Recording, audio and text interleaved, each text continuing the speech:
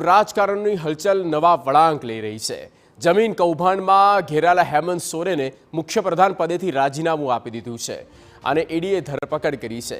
હેમંત સોરેને પોતાની જગ્યાએ ચંપઈ સોરેનને મુખ્યપ્રધાન બનાવવા પસંદ કર્યા અને ચંપઈની તરફથી રાજ્યપાલ સમક્ષ સરકાર બનાવવાનો દાવો રજૂ કરવામાં આવ્યો।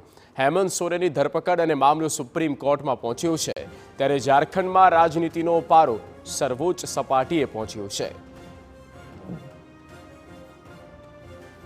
हमारे पास पूरे बहुमत है, हमारे पास आंकड़े हैं। कल हम लोग वहां पे राज्यपाल भवन भी पहुंचे, क्यों नहीं हम लोगों को अंदर जाने दिया गया, क्यों नहीं हम लोगों को अपने संख्या बल को दिखाने दिया गया। इनफैक्ट न्यूज ये भी है कि वो इस्तीफा तक लेने के लिए तैयार नहीं थे और समर्थन पत्र तक लेने के लिए तैयार नहीं थे। ये कहां तक उचित है? संवैधानिक पद में है, हम भी अपने संवैधानिक अधिकार का इस्तेमाल कर रहे हैं। सिविल नेचर के मसले को जानबूझकर एक क्रिमिनल मसला बनाया जा रहा है, क्योंकि सचमुच मामला था तो हमने देखा कि मनरेगा पे जांच हुई, अधिकारी जेल गए। अगर उस पे जांच होती तो राजनीतिज्ञों तक नहीं पहुंची, क्योंकि किन तक आंच पहुंच रही थी सारे लोग जानते हैं। भारतीय जनता पार्टी के शासन में संरक्षण मिला, वो मामले क्लोज कर दिए गए। खनन घोटाले का भी मसला चलना शुरू हुआ तो वह भी मामले जो जांच बन गए कि उसमें भी जब जांच की सीमा चलने लगी भारतीय जनता पार्टी में रघुवर दास के शासन में तो मामले शुरू गए।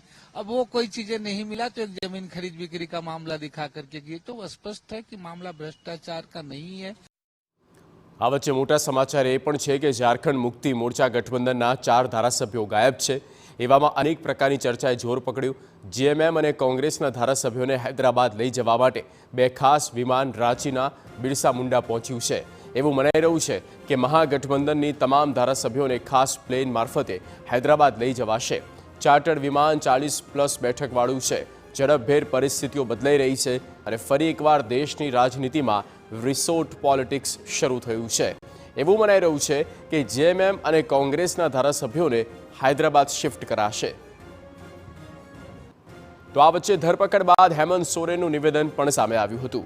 તેમણે પોતાને નિર્દોષ ગણાવ્યા અને આ લડાઈમાં સહકાર માંગ્યો હતો।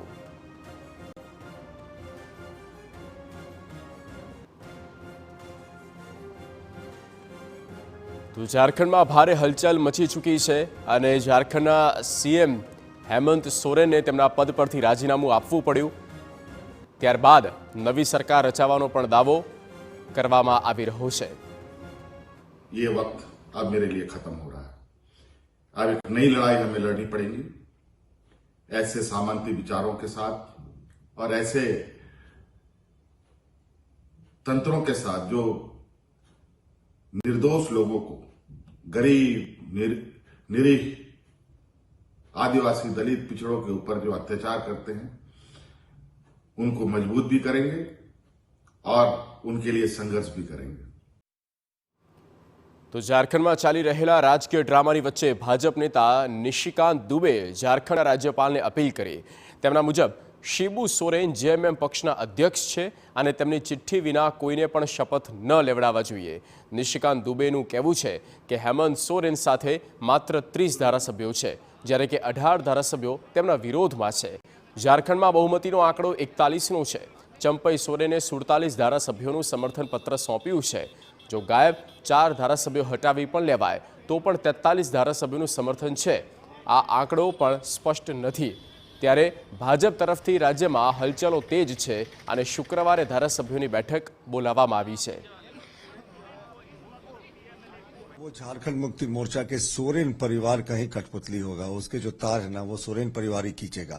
जिस तरीके से गांधी परिवार मल्लिकार्जुन खड़गे लेम डक चीफ प्रेसिडेंट है, उसी तरीके से जो भी झारखंड का चीफ मिनिस्टर होगा वो सिर्फ सोरेन परिवार का रबर स्टैंप होगा। उसकी अपनी कोई सोच नहीं होगी, क्योंकि ये वंशवादी राज परिवार ऐसे ही चलते हैं। ये सिर्फ नाम के मुख्यमंत्री होंगे और सारा कुछ सोरेन परिवार के हाथों में होगा। તમામ હલચલની વચ્ચે કેટલાક નેતાઓ તરફથી રાષ્ટ્રપતિ શાસન લગાવી દેવાનો અવાજ ઉઠાવાયો છે। નિશિકાંત દુબે પણ પહેલા ઝારખંડમાં રાષ્ટ્રપતિ શાસન લાદવાની માંગ કરી ચૂક્યા છે। ત્યારે જોવું રહ્યું કે ઝારખંડનું ભવિષ્ય શું છે।